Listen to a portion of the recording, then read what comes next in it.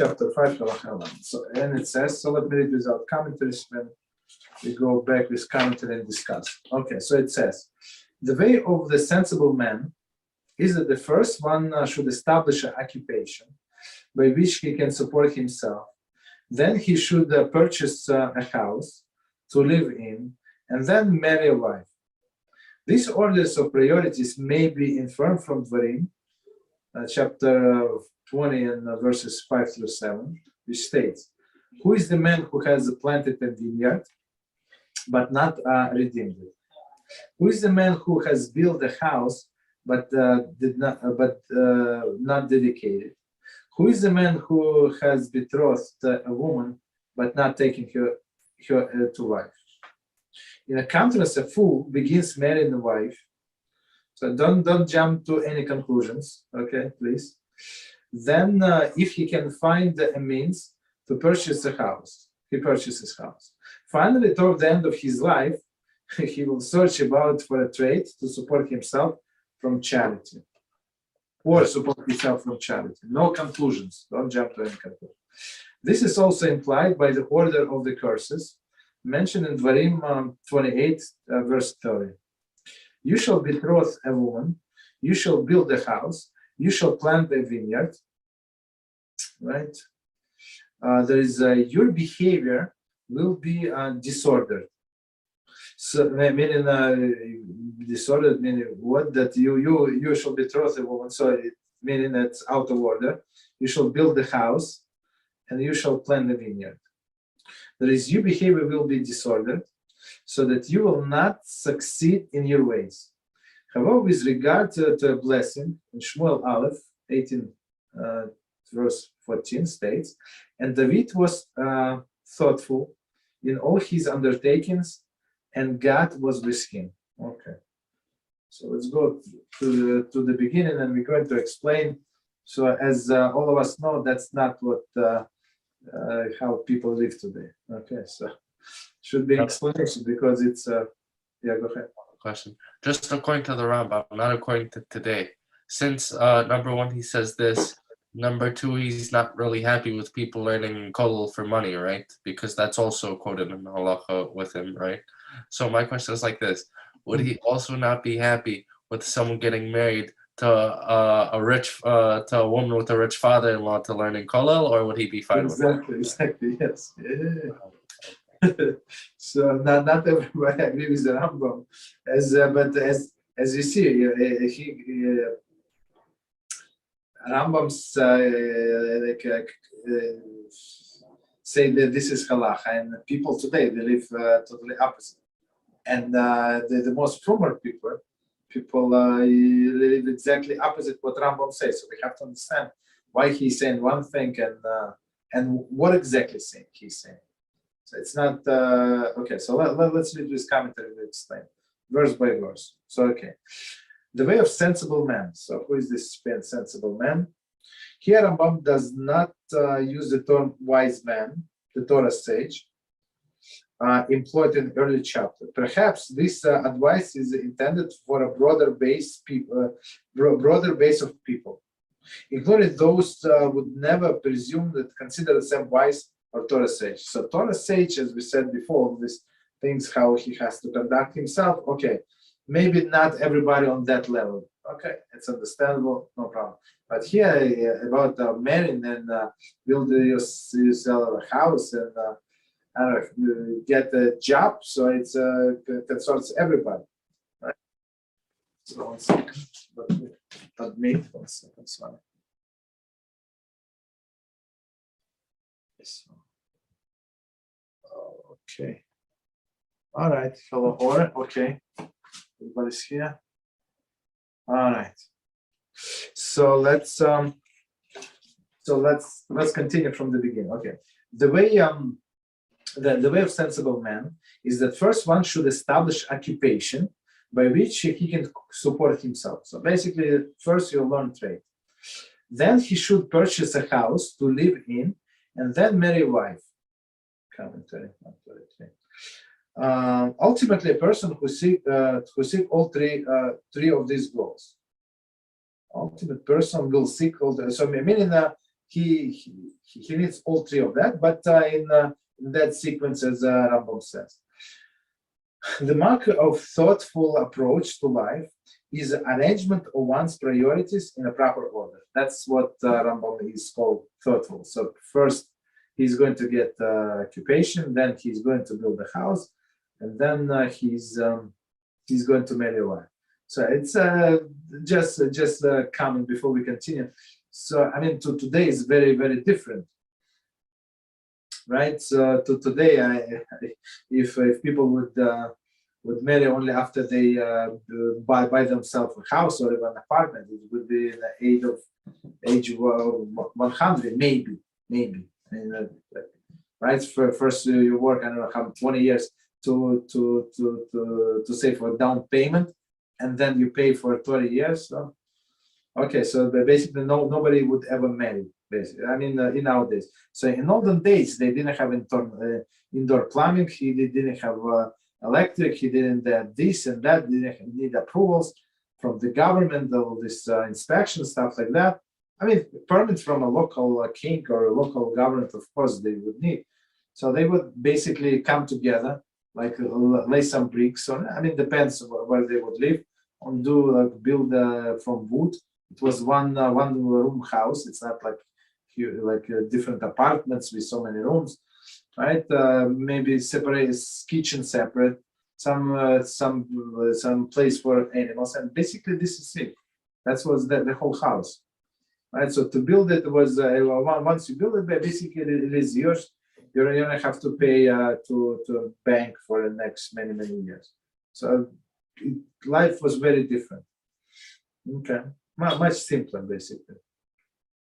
This order was of priorities, but Rambam. But what I think we can learn from here is so before doing any move in life, so a person has to think about it, and it's proper to go to a rabbi and ask him what should I do in this situation, and you would be surprised, from all of these questions that Rabbi is going to ask you, and try to point you to the right direction, because he has a wealth of life, right, of the knowledge of life, how it works and stuff like that. So okay, so that's what we call a thoughtful person. This order of priority may be inferred from Dvarim, right, which states, who is the man who has planted vineyard? So basically he got himself parnasa, but not redeemed. Who is the man who built the house, but not dedicated? Who is the man who betrothed the woman and not taken her as a wife? 134. Come to him. This statement has arose much controversy among the commentators. They know that Rambam, in a contrast to Sota 44a, the apparent source of his canons changes the sequence of the verse of the Torah, which follows the order house, vineyard, and marriage. Right. So of course Rambam does not do things just because he forgot the order. Right. He had specific intention. So he said, there is house, vineyard, and marriage. But here he says vineyard, meaning occupation, house, and marriage. A possible solution is proposed by Maaseh Rokeach, who notes that the verse mentioned redeeming and vineyard. There is a benefited from its fruit in a fourth year of the growth, right? So so we okay. So let me finish, and I will explain. Thus, in order employed by Rambam is not necessarily contradiction the emphasis of the verse. The Rambam stresses the initial activities of planting a vineyard and purchasing a house. The Torah puts the emphasis on ultimate goal, dedicated the house and redeeming vineyard. The vineyard may have been planted before the house was purchased, even though it was redeemed afterwards. However, the textual difficulty is resolved. Clearly, the intent of the Halachah is that one should arrange the source of income and place for residence before accepting the financial yoke that accompanied married and raising a family. Okay, so what it says here. So just because it's a different order does not mean there is a contradiction. So we know there is laws of Orla, right? Orla, that you're not allowed to eat the produce of the vineyard or other things, other fruits, fruits of the tree for the first 3 years. The 4th year you have to bring to Yerushalayim, eat Yerushalayim, and basically after that it is yours, you do whatever you want.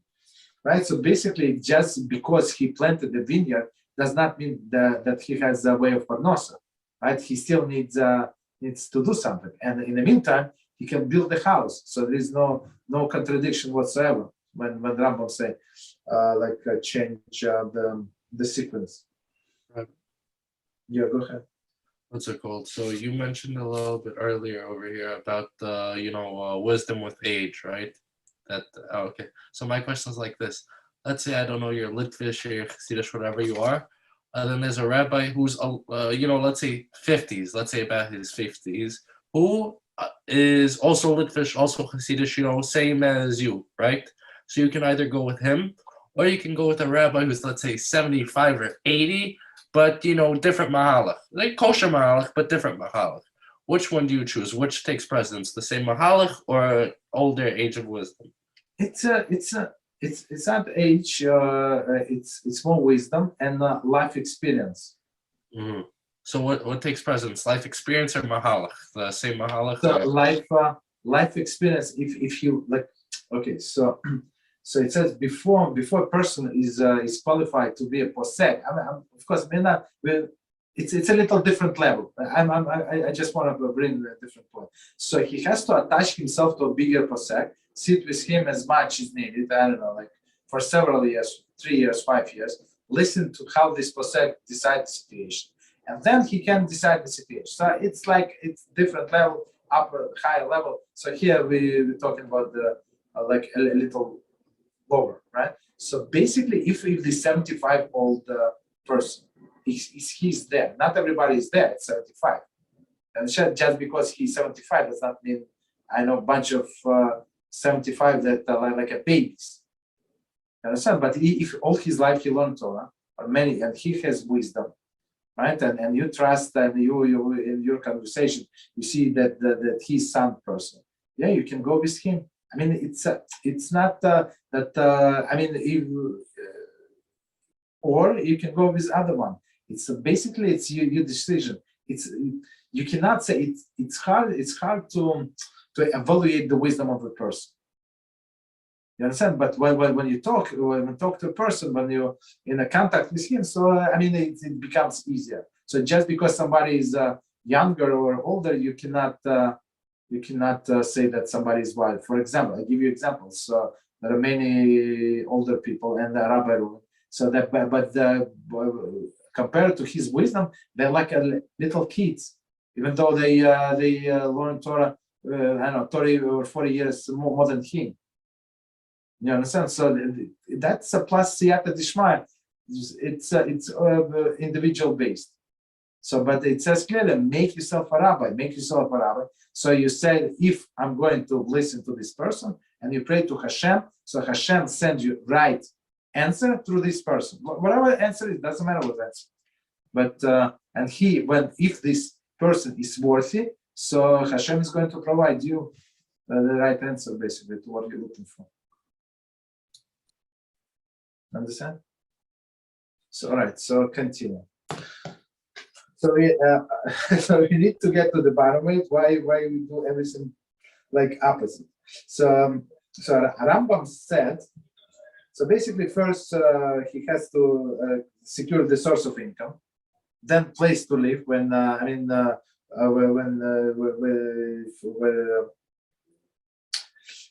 Where to bring his wife, basically, right? Why? Because it's one of the 3 things that he signed in Ksuba, that he provide the shelter for her. Okay, that's okay. He can rent. He can live in his mother's basement. Doesn't make any difference.